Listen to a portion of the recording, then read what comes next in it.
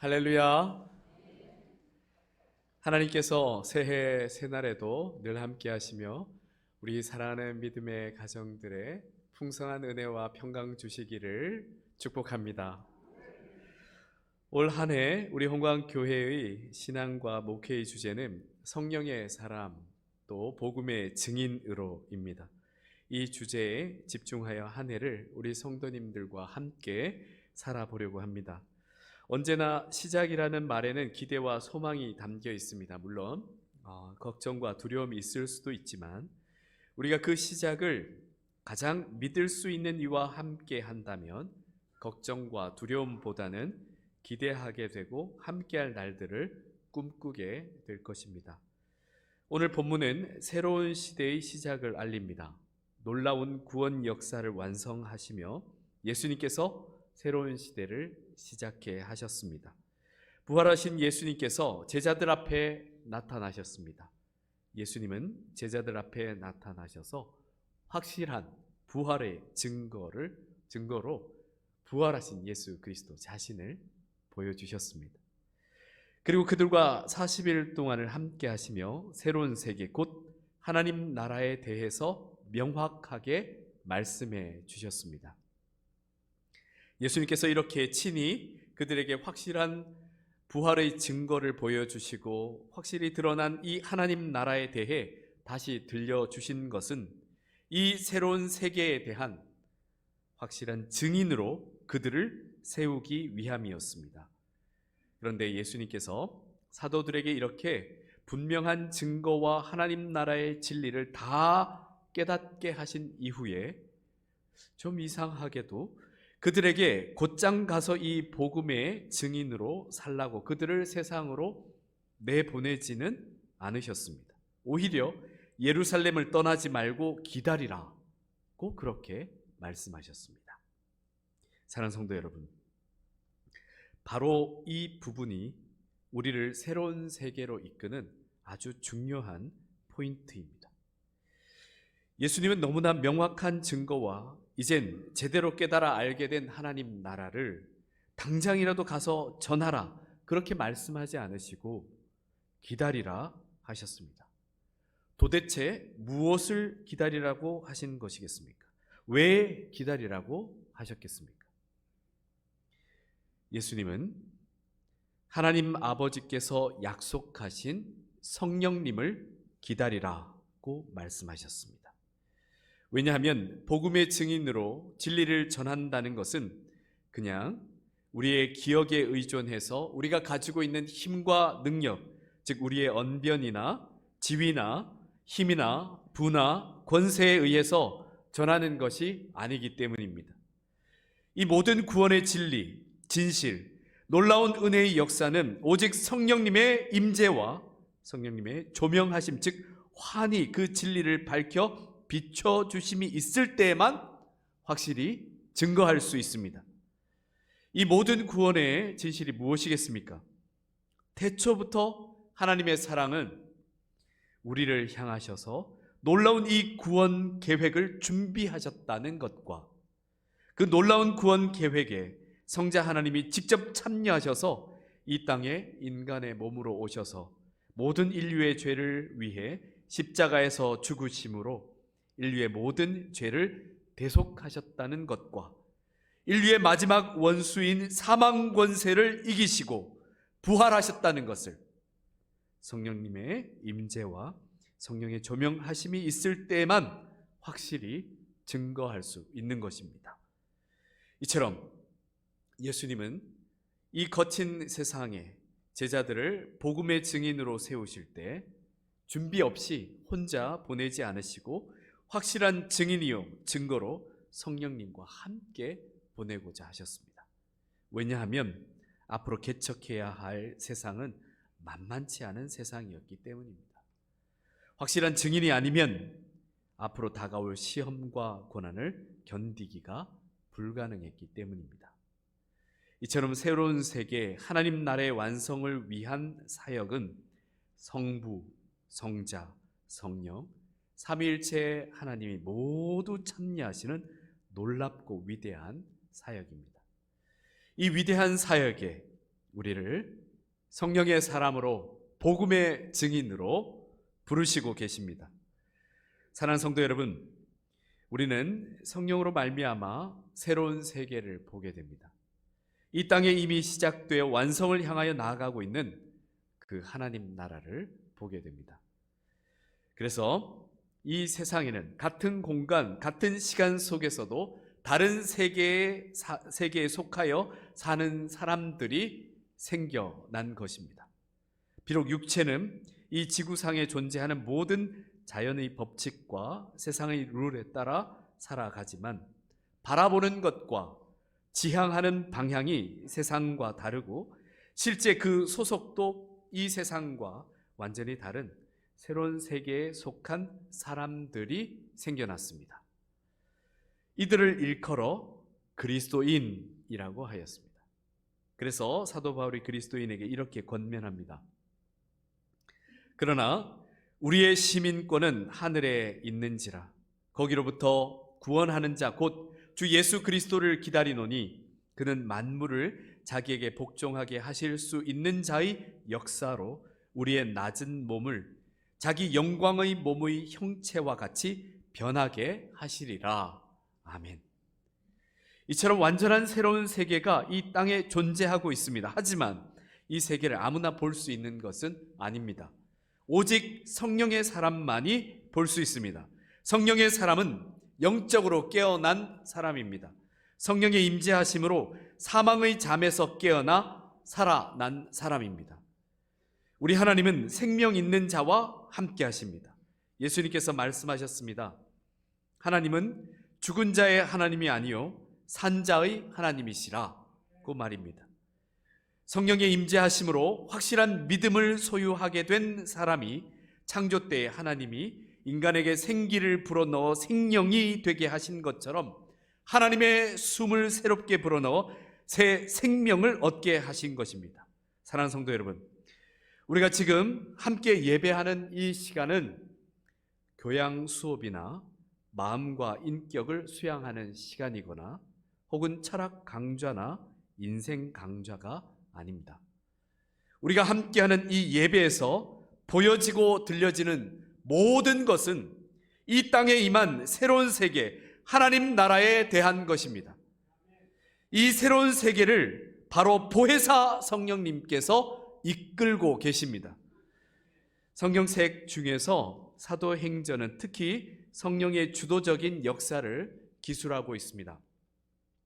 성령의 사람들을 통한 복음의 폭발적인 전파와 상상할 수 없는 방법들로 하나님 나라가 확장되고 있는 그 역사를 기록하고 있습니다. 사도행전 초반에 중요한 장면이 있습니다. 부활하신 예수 그리스도에게서 하나님이 약속하신 보혜사 성령님으로의 이 연속성을 명확하게 보여주고 있습니다. 성령님은 예수님의 사역의 연장선상에서 사역을 이어가십니다. 따라서 예수님의 증인으로 우리가 살아가기 위해서는 전적으로 성령님을 의지해야만 합니다. 오직 성령님의 능력을 힘입을 때라야 예수님을 제대로 증거할 수 있습니다. 그래서 당시 제자들이 약속하신 성령님을 예수님의 말씀처럼 기다리고 있었습니다. 기다리면서 제자들은 또 이런 엉뚱한 질문을 해봅니다. 예수님께 이스라엘 나라의 회복이 그러면 지금인지를 물어봅니다. 그러자 예수님께서는 때와 시기는 하나님의 권한에 있으니 너희가 알 필요가 없다고 하셨습니다. 예수님의 말씀처럼 우리는 우리가 알 수도 없고 우리의 권한이 아니어서 알 필요도 없는 것에 마음을 두어서는 안 됩니다. 왜냐하면 이런 것에 마음을 두면 정말 중요한 것은 놓치고 엉뚱한 것에 빠져 우리의 영혼을 위태롭게 할 수 있기 때문입니다. 주로 이단들이 시한부 종말론과 같은 시대 도피적인 말들로 유혹합니다. 이단에 빠진 이들 중에 종종 뛰어난 엘리트들을 보게 됩니다. 그들을 보면 정말 열심히 공부하고 또 열심히 공부했고 열심히 일했던 사람들입니다. 그러나 학업에 지치고 직장에서 지치고 대인관계에 지쳐 있을 때 이단은 아주 달콤한 사탕 발림으로 그들을 유혹합니다. 이제 이런 세상은 끝이 났으니 아무것도 하지 말고 가지고 있는 것은 다 교주에게 바치고 그냥 시키는 것만 함께 하면 다 해결된다고 그렇게 유혹합니다. 물론 상당한 위로와 상당한 격려와 관계의 편안함 등을 최대한 이용해서 말입니다. 그러나 사랑하는 성도 여러분, 오늘 우리 주 예수 그리스도의 말씀에 집중하시기 바랍니다. 주님은 우리가 세상을 등지고 도피하라 하지 않으셨습니다. 우리가 이 땅에 새로운 세계가 도래함을 알게 되었다고 해서 세상을 등지고 도망쳐서 살아서는 안 됩니다. 그것은 주님의 뜻이 아닙니다. 부활하신 우리 주님께서 뭐라고 말씀하셨습니까? 올해 주제 성구입니다. 올해가 가기 전에 다들 꼭 암송하시길 기대해 봅니다. 함께 읽어보겠습니다. 사도행전 1장 8절입니다. 오직 성령이 너희에게 임하시면 너희가 권능을 받고 예루살렘과 온 유대와 사마리아와 땅끝까지 이르러 내 증인이 되리라 하시니라. 아멘. 그렇습니다. 우리 주님은 오히려 세상으로 나가 땅끝까지 이르러 내 증인이 되라고 하십니다. 사랑하는 성도 여러분, 예수님이 맡기신 사명은 성령의 권능을 힘입어 땅끝까지 이르러 증인이 되는 것입니다. 그래서 예수님께서 일찍이 복음의 이 진리를 깨닫는 자를 일컬어 세상의 빛이요 세상의 소금이라 하지 않으셨습니까? 우리가 때로는 복음의 증인이라는 이 정체성을 잊고 살 때도 있습니다. 솔직히 세상의 빛과 세상의 소금과 같은 역할을 감당하기엔 너무나 버거울 때가 많습니다. 하지만 우리 주님은 우리가 감당할 수 없는 것을 감당하라고 하시는 분이 결코 아니십니다. 우리 주님께서 우리를 세상의 빛과 세상의 소금이라 하셨다면 우리가 세상의 빛과 세상의 소금으로 살 수 있는 힘과 능력을 반드시 주십니다. 우리 주님이 이 땅끝까지 이르러 내 증인이 되라 말씀하셨다면 우리가 서게 되는 곳 그 어디에서라도 주님의 증인이 될 수 있습니다. 우리 주님은 하나님 나라가 바로 우리의 삶을 통해서 확장되어 가기를 원하십니다. 하나님의 나라를 먼저 경험한 증인으로서 우리가 인생 끝까지 복음을 전파하며 생명의 길을 걸어가시길 참으로 원하십니다. 그래서 이 모든 것을 가능하게 하시기 위해서 보혜사 성령님을 우리에게 보내십니다. 성령님에게 붙들림 받은 성령의 사람은 주님께서 명하신 모든 일들을 감당할 수 있습니다. 그래서 제자들에게 각자 자기의 의지나 의나 뜻대로 나서지 말고 성령의 임재를 기다리라 하신 것입니다. 사랑하는 성도 여러분, 한 해를 시작하면서 저와 여러분 모두가 마음의 결단을 했으면 합니다. 그동안은 구하고 그리고 또 간구하는 것에 익숙해져 있었다면 이제는 성령님과 함께 살아가는 것에 좀 더 익숙해졌으면 합니다. 그래서 우리가 무슨 일이든 성령님보다 앞서지 않는 것을 결단했으면 합니다. 그렇다고 사역도 신앙생활도 아무것도 계속하지 말고 기다리자 그런 뜻이 아닙니다. 조급해하거나 두려워하지 않으면서 매일매일 성실하게 성령님에게 집중하는 것입니다. 과연 내게 어떤 말씀을 하시는지, 오늘 나의 삶을 통하여 어떤 일을 이루시고자 하시는지에 집중하는 겁니다. 우리의 주권을 성령님께 드리고 그 뜻에 따라 사는 훈련을 우리가 올해 더 집중해서 해보자는 겁니다. 왜냐하면 복음의 증인이든 세상의 빛이든 세상의 소금이든 성령님께서 함께 하심으로 말미암아 성령의 사람이 되었을 때 제대로 할 수 있는 것입니다. 그렇지 않고 자신의 의와 자신의 힘으로 해보려 하면 대충 그 모양은 비슷하지만 중요한 그 결과는 너무나 달라집니다. 유진 피터스는 때로 잠잠히 멈춰서서 분주함을 내려놓을 필요가 있다고 그렇게 이야기하면서 한 소설에 대한 이야기를 합니다. 마치 예수님께서 하나님 아버지께서 약속하신 성령님을 기다리라는 말씀처럼 그럴 때가 필요하다는 겁니다. 유진 피터스는 허먼 멜빌의 소설 백경에 나오는 한 선원에 대한 이야기를 비유로 합니다. 흰 고래 모비딕이 등장했을 때 배의 모든 선원들은 긴장하면서 분주하게 움직였습니다. 그런데 오직 한 사람만은 아무 일도 하지 않은 채 서 있습니다. 그는 노를 잡지도 않았고 소리 지르며 지시하지도 않았습니다.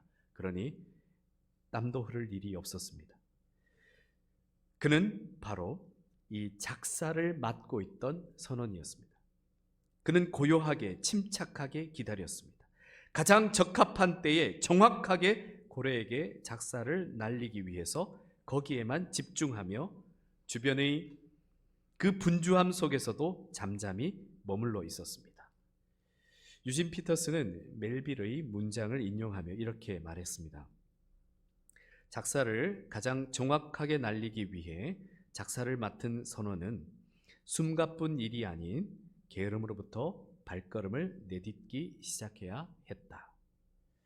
작사를 맡고 있던 선원이 아무것도 하지 않은 것이 결코 게을러서가 아닙니다. 그렇다고 주변의 분주함에 무관심하거나 나태에 빠진 것도 아니었습니다. 그는 집중하고 있었습니다. 그 때를 기다리고 있었습니다. 가장 정확한 때에 작사를 던져 고래를 잡으려는 목적을 수행하고 있었습니다. 그는 배의 속도를 느끼면서 검은 파도 속에서 고래가 수면 위로 올라올 때를 기다리고 있었습니다. 사랑하는 성도 여러분, 우리 주님이 약속하신 것은 반드시 이루십니다. 정말 약속하신 성령님께서 임하셨습니다.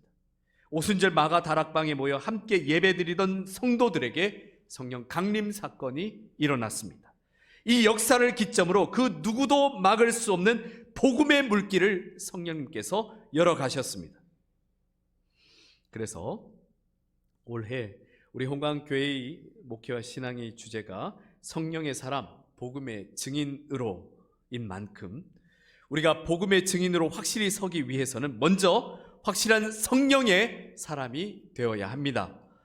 그러기 위해서 우리가 모든 분주함을 때때로 내려놓고 하나님 앞에 머물러 잠잠히 기다리는 시간이 필요합니다. 하나님의 말씀을 깊이 묵상하며 부르짖는 기도도 하지만 때로는 말씀하여 주옵소서 하는 하나님의 응답을 기다리며 성령의 이끄심을 받을 필요가 꼭 있습니다. 제가 지난 연말부터 새해 연초를 아주 분주하게 보내면서 가장 많이 경계했던 것이 성령의 지시나 인도보다 앞서지 않는 것이었습니다. 하지만 몰아치듯 밀려오는 사역들과 이 목회의 키를 잡고 있는 자리에서 그때그때 방향을 지시하지 않으면 놓치거나 펑크나는 상황에서 성령님의 지시를 기다리고 잠잠히 멈춰서 있기란 정말 쉽지 않았습니다. 그리고 거의 매일 한 편씩 내놓아야 하는 설교를 기다리는 분들과 사역의 결정들을 기다리는 분들과 상황은 제가 잠시 멈춰선 것을 기다려줄 수 있는 상황이 안 됐습니다. 만일 담임 목회를 시작할 때부터 하면서부터 이 목요일 한 날을 정하고 무조건 말씀을 묵상하며 온전히 하나님 앞에 서 있기로 결정하고 교회의 허락을 받지 않았더라면 저는 육체적인 탈진은 물론이고 영적인 탈진으로 제 자신뿐만 아니라 이 공동체에도 어떤 영향을 주었을지 아찔하게 생각되기도 했습니다. 그래서 그 묵상의 시간을 지키고 있었는데 연말 연초에는 사역들이 그저 몰아치는 상황에서 그 묵상의 자리마저 사역에 밀려나고 있었습니다.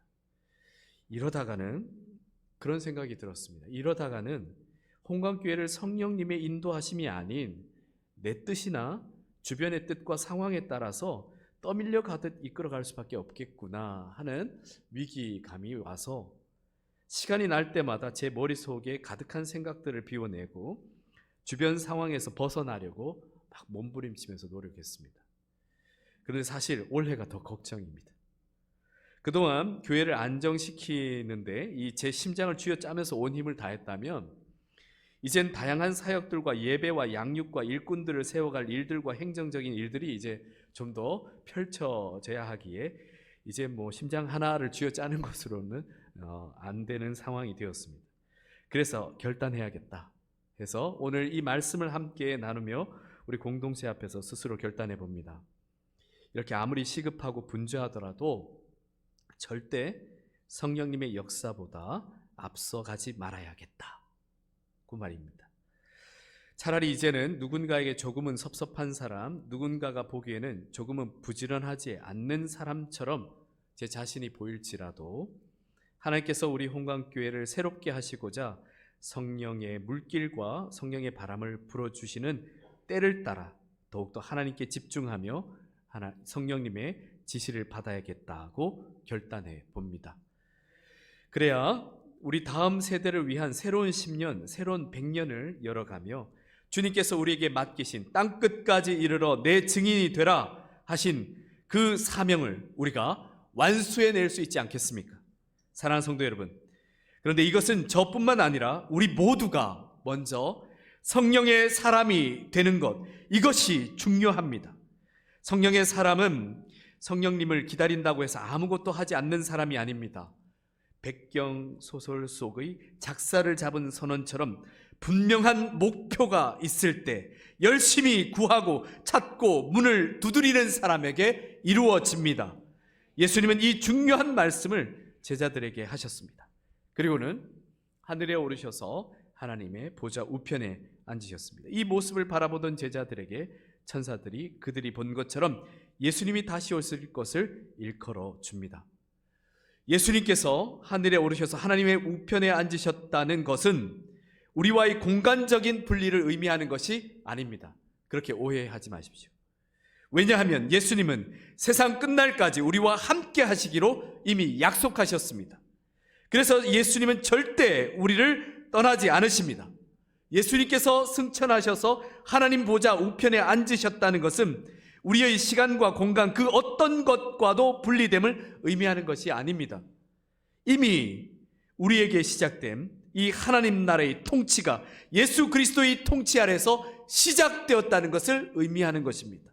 그리고 예수 그리스도의 다시 오심은 이 땅에 하나님 나라가 완성되었다는 것을 의미하는 것입니다. 그래서 우리는 지금 이미 시작된 하나님 나라와 이제 완성을 향해서 나아가고 있는 이 하나님 나라, 이 사이의 시간을 살고 있습니다. 이 사이의 시간과 때를 일컬어 성경은 마지막 때라고 합니다. 이 마지막 때를 이끌고 계신 성령님의 역사는 하나님 나라의 완성을 향해 있습니다. 그리고 우리 주님께서 다시 오실 것을 약속하셨듯이 그 하나님 나라는 반드시 완성됩니다. 이 땅에서 구원받은 백성으로서 새로운 세계로 한 걸음씩 더 나아가기 위해서는 반드시 내주하시는 성령님을 의지하면서 우리에게 맡겨주신 사명을 감당해야 합니다. 주님께서 사랑하시는 성도 여러분, 우리가 사명을 감당해야 한다고 해서 너무 부담스럽게 생각하지 마시기 바랍니다. 어차피 이것은 우리 힘만으로 감당할 수 있는 것이 아닙니다. 게다가 우리 멋대로 막 앞서 나가서 될 일도 아닙니다. 약속하신 보혜사 성령님의 지시를 따라 기다릴 때는 기다리고, 그리고 나아가야 할 때는 순교의 상황이 앞에 놓여 있다 할지라도 그저 나아가는 것입니다. 그 여정이 우리에겐 행복입니다. 세상에서 이리저리 방황하지 않고 오직 생명의 길로 걸어갈 수 있기 때문입니다. 주님께서 다시 오실 것을 약속하신 그 날을 우리는 두려움이 아닌 참된 소망으로 기다리면서 때로 이 땅에서 겪게 되는 고난과 환난이 있다 하더라도 보혜사 성령님과 함께 잘 인내하시며 승리하시기를 축복합니다. 함께 기도드리겠습니다.